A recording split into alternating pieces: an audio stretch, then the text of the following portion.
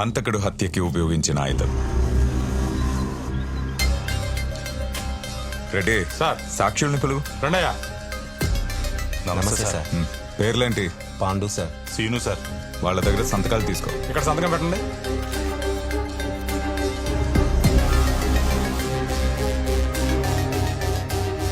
హత్య చేసినప్పుడు హంతకుడు వేసుకున్న shirt.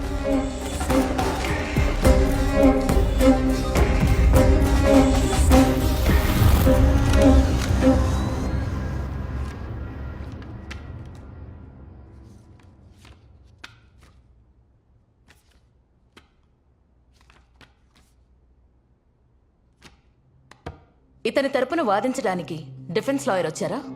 Yes your honour. Okay, proceed. Your honour, ఈ కేసు వాదించడానికి కొంత టైం ఇవ్వవలసిందిగా కోర్టు వారిని కోరుతున్నాను.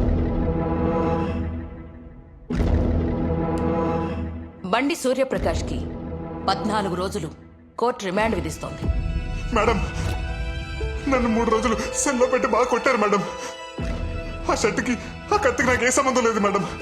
ఇదంతా ఈ సీఏ కిషోర్ ప్లాన్ చేశాడు మేడం. Please madam, please. మీ తరపున మీ లాయర్ మిమ్మల్ని జైల్లో కలుస్తారు.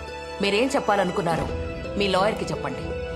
బండి సూర్యప్రకాష్కి తన లాయర్ని కలుసుకునే అవకాశం కల్పించాల్సిందిగా కోర్టు ఆదేశిస్తోంది.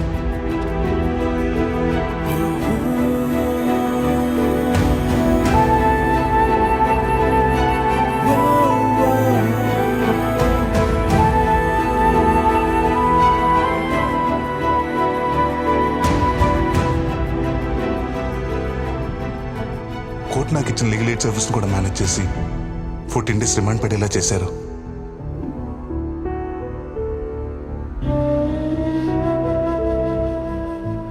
రిమాండ్కి వెళ్ళిన మరుసటి రోజు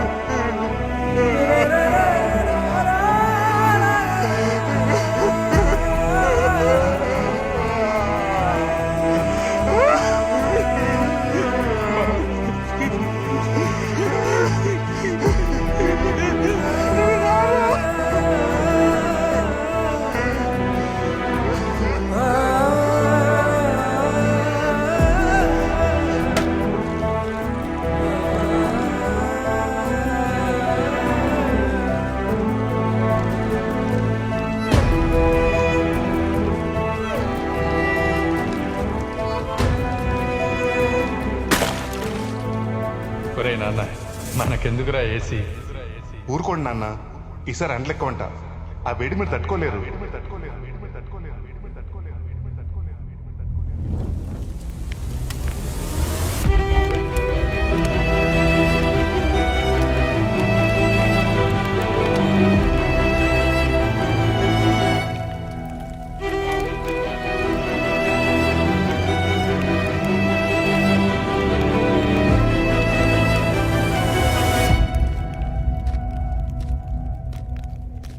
తప్పలేదురా. కాన్బర్ట్ సిచ్యువేషన్లో ఈ కేసులో నేనే నిన్ను ఇరికించాను. ఒప్పేసుకుంటే ఏమయ్యేదిరా? 14 years. ఎలాగో మంచివాడివి కదరా. 6-7 yearsలో సత్ప్రవర్తన కింద బయటికి వచ్చేవాడివి. కానీ మీ అమ్మ అయ్యా కాంప్లికేట్ చేశారా. అందుకే కామ్గా సిగరెట్ వెలిగించుకొని అగ్గిపుల్ల మాత్రం వాళ్ళ మీదకి విసిరేశాను.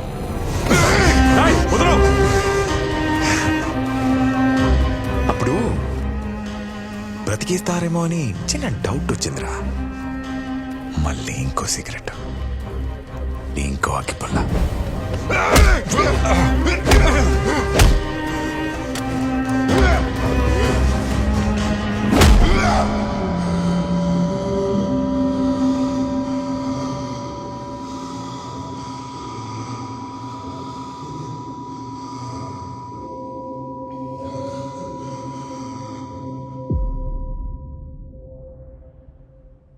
చంపేశారు భయ్యా.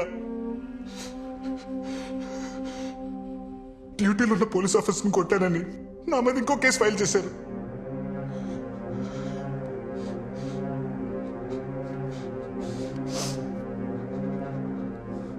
మరి ఈ విషయం కోర్టుకు చెప్పాల్సింది కదా భయ్యా. వాడే చంపాడని ప్రూవ్ చేయాలంటే నేను కోర్టుకు వెళ్ళాలి. అదే వాడినే చంపాలంటే ఈ జైలు దాటితే చాలనిపించింది.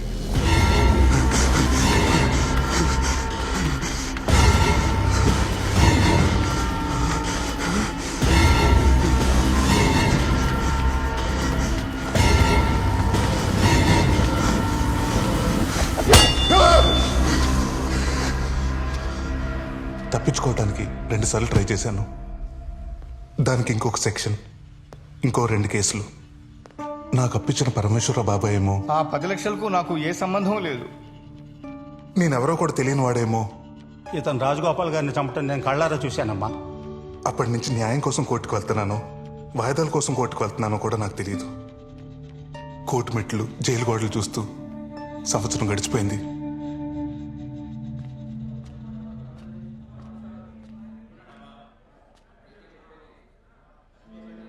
నేను కలవడానికి మీనాక్షి వాళ్ళ నాన్నగారు వచ్చారు.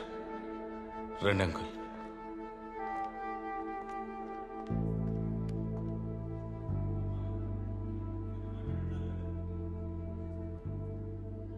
బాగున్నావా బాబు? మన మధ్య ఇలాంటి రోజు ఒకటి వస్తుందని నేను ఎప్పుడూ అనుకోలేదు. నువ్వు వస్తావని తను ఇంకా నీకోసం ఎదురు చూస్తూనే ఉంది. ఎప్పుడు బయటకు వస్తావో తెలియకుండా ఎంతకాలం అని ఎదురు చూడ్డాం. మంచి సంబంధం. అబ్బాయి నీలాగే సాఫ్ట్వేర్ ఇంజనీర్. మీ విషయం తెలిసి కూడా పెళ్లి చేసుకుంటా అన్నాడు.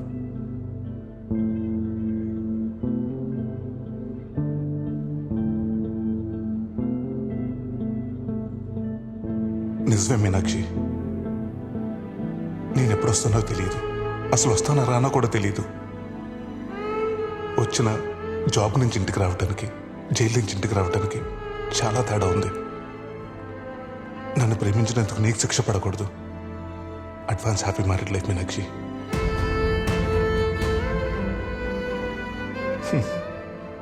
నువ్వు అనేదాను కదా, పిల్లలు చెప్పడానికి ఒక కథ ఉండాలని. అవును, ఇప్పుడు అది నీకుంది. బాయ్.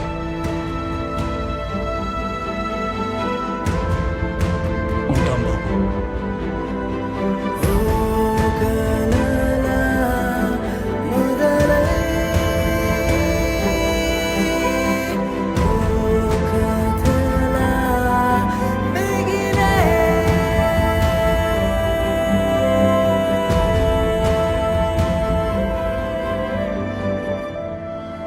ములాఖత్ అంటే మామూలుగా మాట్లాడడానికి వస్తారనుకున్నాను, కానీ ఇలాంటి డెసిషన్ తీసుకుంటారనుకోలేదు బా. నువ్వేం డిసిషన్ తీసుకున్నావురా? నేనేం డెసిషన్ తీసుకుంటాను? రే, నన్ను కలవటానికి ఇంకెప్పుడు ములాఖాతుకు రావద్దు బా. నువ్వు ఇక్కడికి వస్తున్నావని ఆ కిషోర్ గడికి తెలిస్తే నేనేమైనా చేస్తాడు. ఆయన నేను చూసుకుంటానులే బా. ఆయన నువ్వు లోపలికి వెళ్ళు. నేను ఇష్టపడే వాళ్ళందరూ నా లైఫ్లో నా కాకుండా దూరం అయిపోయారు. ఇక నాకు మిగిలేదు నువ్వేరా. ఈ కేసుల నుండి బయటకు వస్తే నన్ను తీసుకెళ్ళటానికి రా. ఇక్కడే పోతే బా నా శవాన్ని తీసుకెళ్ళటానికి రా. రే, నన్ను రావద్దానికి రా. రే బా, మీరు చూడకుండా నేను ఉండలేను రా. రే బా, చిన్నప్పటి నుంచి నిన్ను